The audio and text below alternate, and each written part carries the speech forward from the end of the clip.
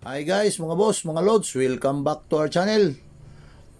Unang-una sa lahat, isang mapagpalang araw naman mga boss, mga lods. Binayaan tayo ng panibagong unit. So maraming salamat sa ating Panginoong Diyos. Meron tayong panibagong customer, isang Ford Ranger Trekker. So parang 2014 yata to model. So na-rescue natin, taga dito lang sa atin from Orqueta City. So tinona natin kasi hindi na makatakbo. So galing ito nilang trip from Manila. Nilang trip nila, pagpunta dito wala na. So ito tinona natin. So talagang mayari nito is from Cagayan de Oro. Pero dito sila naabutan sa pinsan niya na pagkasira ng kanilang sasakyan. Galing ito kasi sa Maynila. Ayan, tinona natin. So isang Ford Ranger. So dinala na natin sa talyer natin, tinolang natin sa ating service vehicle, isang multi-cab, simpleng-simple lang. Ayan, fast forward tayo, nakarating na sa talyer natin. So ito yung mga Nakmar boys, abante. So ayan, testing talaga natin, paanda rin talaga natin para matrace natin ano kayang dahilan. Kasi sabi sa may-ari nito, hindi talaga umandar. So kaya tinaway natin ang paraan makaandar para malaman natin paano natin naayusin. Dapat paandarin muna natin. Ayan, pino-forward lang natin para hindi natin tayo antukin. Manood sa, ayan, kitang-kita niyan. Naghalo yung tubig at saka langis. Ayan yung mga Nakmar boys dyan. Surrounded by yung Nakmar boys, dinadiagnose nila. So unang-unang nakita natin dyan, naghalo yung tubig at saka langis. Ayan yung mga Nakmar boys, pinatungan agad yung hood. Kasi tinitira nila agad para madali yung trabaho. So ayan o, yung crankcase, wala na. Binaklas na. Dahan-dahan kayo mga Nakmar boys dyan. So ayan, fast forward tayo. Na-pull out na yung buong makina sa hood ng sasakyan. So waskag na. Wala na makikitang makina sa kanyang hood. So maluwang na yung kanyang hood dyan. Sa puntong dyan. Ayan, dinismantle na. Sa mga Nakmar boys. Isa sa membro ng mga Nakmar boys, dinismantle na yung kanyang makina. So sana maayos natin. So ayan, nilinisa na. So ito yung mga camshaft. Nilinisan na talaga yung inisprehan na natin ng tubig. Hinuhugasan na natin yung buong makina para maging malinis. Tsaka madali nating maayos at makita natin yung anong diferensya talaga. So ayan, yung tumitira dyan, alam mo na pag mga delikado, ito yung chief overhauler natin. Sa Nakmar, chief in charge sa overhauling si Mr. Jolly Sibia. So sinukat-sukat na yung piston dyan sa liner. So siyempre kasi binaklas natin, pina-reface natin yan para sigurado. Ayan yung mga pyesa. So siyempre, supplied by Nakmar Auto Parts and General Merchandise yan. So ayan yung mga pyesa na pinapalitan natin. At least makita sa may-ari na talagang may mga pyesa tayong pinalitan. So siyempre, supplied natin yan. Nakmar Auto Parts and General Merchandise. So kitang-kita nyo yan si Mr. Jolly Sibia. Again, yung chief overhauler natin sa Nakmar at saka sa kanyang partner, yung mga Nakmar boys, membro sa mga Nakmar boys. Ayan, dahan-dahan lang Mr. Jolly Sibia.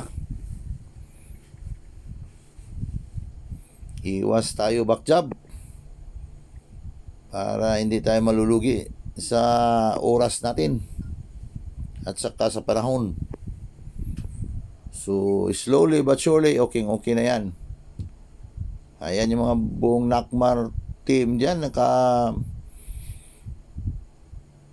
nakabantay.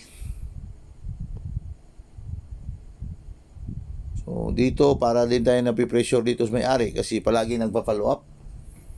So, may kapatid kasi siya na taga rito sa atin. So bawat araw nandito sa talyer natin, nangungumusta kung ano ng sitwasyon ng kanilang sasakyan. Ayun, Mr. Jolly Boy.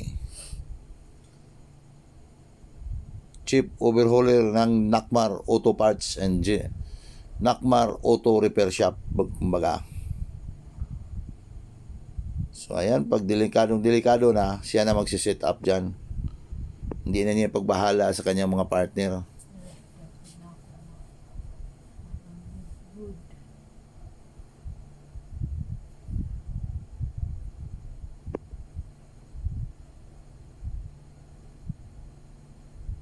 Simpleng-simple lang si Mr. Jollyboy.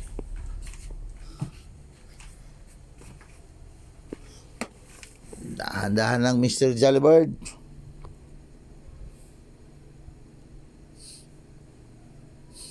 Ayan yung buong makina. Tinatagilid na niya kasi magsiset up na siya ng piston at saka yung piston ring.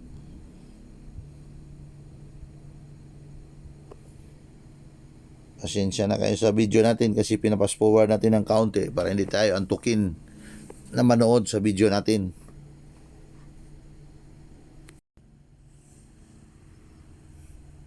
Ayun.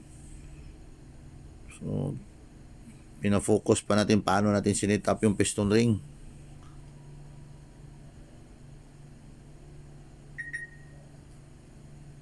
Ayan yung partner niya dyan, si Mr. Romnick Kobe. Magkapit bahay lang sila doon.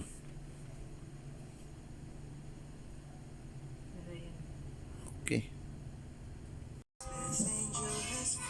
Ayan. Medyo napasok na yung isang piston ni Jolly. Dito naman tayo sa pangalawa. Pangalawang piston.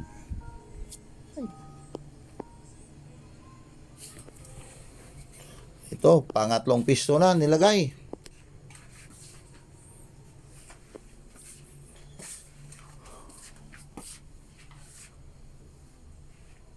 So, andyan, sa puntong yan, meron na siyang partner kasi kailangan na talaga. Hindi na may pasok yung piston kung walang sumisilip sa kabila. Ayan, napasok na lahat yung apat na piston. Medyo malapit-lapit na. Yes, pasok na yung apat. Ayan o. May laman na yung bore na piston. Yung bore, bawat bore meron ng piston na kakabit. So ayan, hinihigpitan na ni Mr. Jollybird.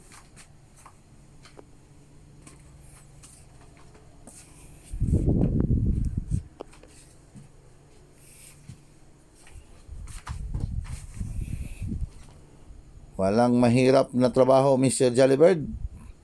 Pagsubukan natin para maging marunong tayo. Yun ang sabi mo. So, walang matitigas na bolt.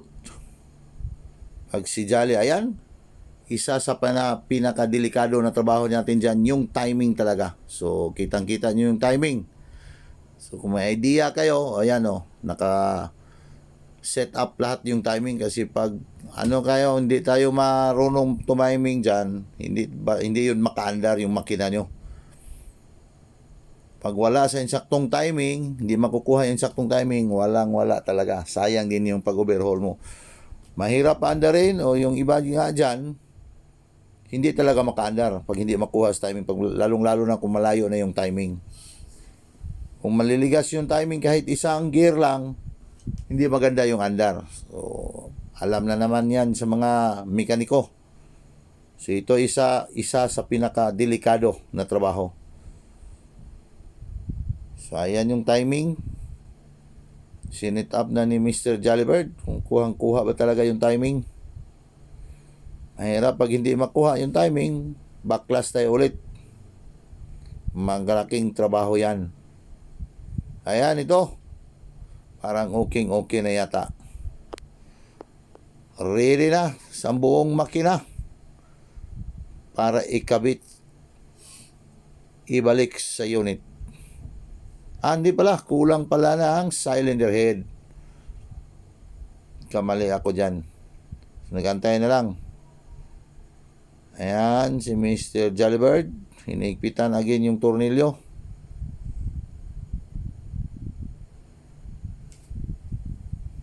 Ito Ito yung taong taga-overhaul sa Nakmar Auto Parts and General Merchandise. Pag overhaul yung usapan, andyan na si Mr. Jolly Sibia. Hanapin nyo lang.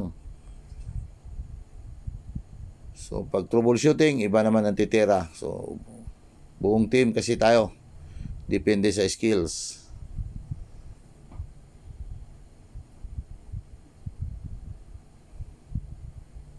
Ito yung partner niya, si Mr. Romnick Kubi. Sila talaga yung partner kasi magkapitbahay lang sila. Kahit saan magpunta, silang dalawa ang magkasama. Kahit sa inuman, present yung dalawa. Magpalamig kahit saan.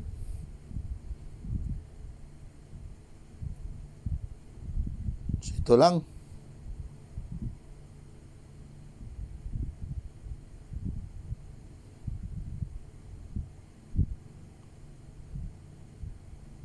Yes.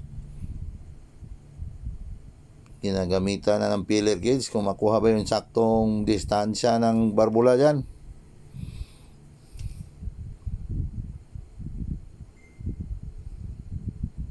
Alam na this.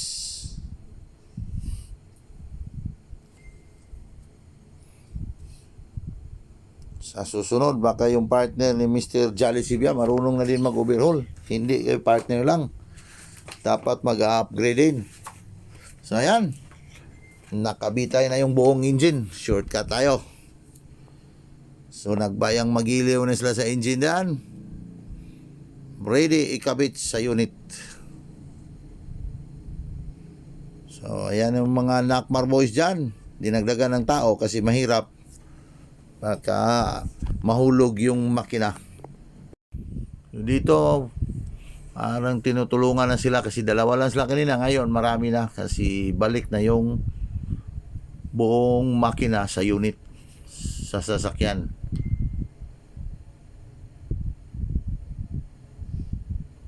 Ayan yung buong pwersa natin dyan. Nakaantabay sa tulong. Kasi hindi basta-basta yung magbalik sa makina. Sobrang mabigat.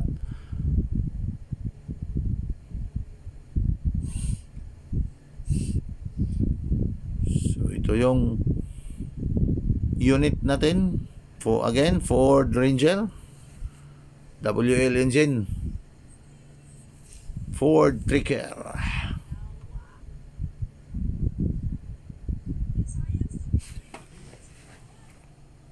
Sinilip-silip pa sa mga Nakmar boys para higpitan yung buong tornilyo dyan.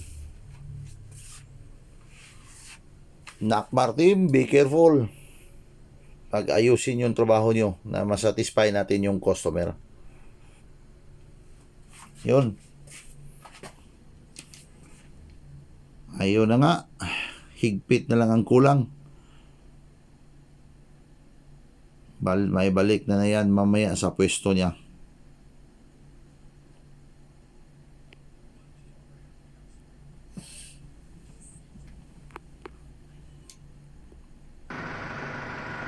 Ayan. Dito, short na forward kasi natin na okay na yung makina na pwesto na. Sumatinig tayo dito. Andyan si Mr. Jose Pangate.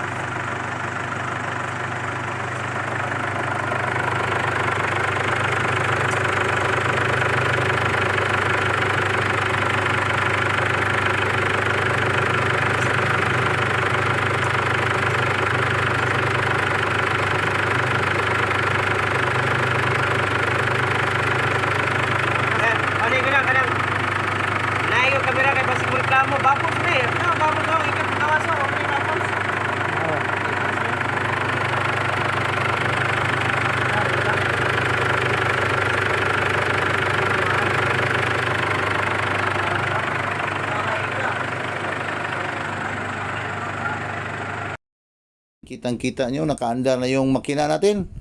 Saka yung radiator niya, iba talaga, iba kaysa kanina na pinakita ko. So, yung kanina, bumubulwak yung tubig. Ngayon, yung nakaandar na tapos in-overhaul, ang linaw ng tubig sa kanyang radiator. So, ibig sabihin, goods na goods yan. Walang problema, walang pressure. Pero kailangan pa natin yan i-road test. Pero at least, hindi pa nakalabas sa shop, wala nang pressure. Nakikita na natin na walang pressure, walang bubbles sa tubig. So pag walang bubbles, ibig sabihin wala talagang pressure. So goods na goods yung gawa natin. Sana walang paltos yung gawa natin. Magkaalaman natin yan mamaya. Pag ilabas na natin yung sasakyan, ibalik na natin sa daan. O dito, atras na. Ready for road test yung sasakyan na natin. So magkaalaman na. Patakbuhin natin ng malayo. Kung hindi ba tataas balik yung kanyang temperatures. So yung driver natin dyan, si Mr. Dangsky Nabaska. So isang Ford Ranger, Ford Tracker, automatic transmission. Automatic pala ito. So dala nila ang scanner kung sakali maabirya sa daan, at least maki-scan nila. So road test na yung mga Nakmar boys dyan. Sama yung chief overhauler natin, si Mr. Jolly Sibia. So again, naka-under na yung makina dyan. Ka-start na eh. Walang ilaw ha, walang umiilaw sa dashboard. So malinis na malinis. So again, punta na kayo sa malayo. Dahan-dahan lang mga Nakmar boys, at saka ingat.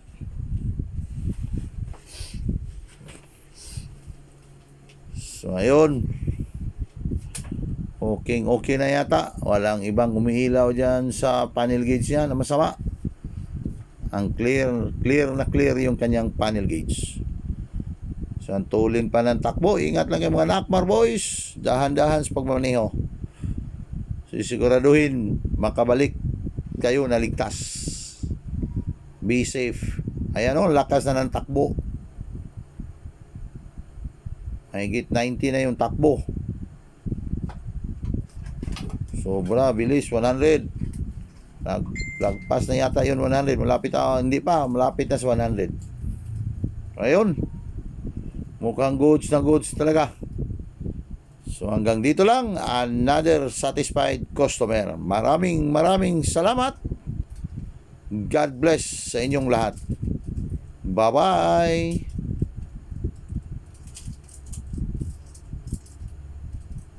Thank you sa panonood sa video na ito. Good job, Nakmar boys. Hanggang sa ulitin. Yan sa ibang customer. Sana may pumasok pa dito yung customer sa susunod. Again, bye-bye at ingat, Nakmar boys.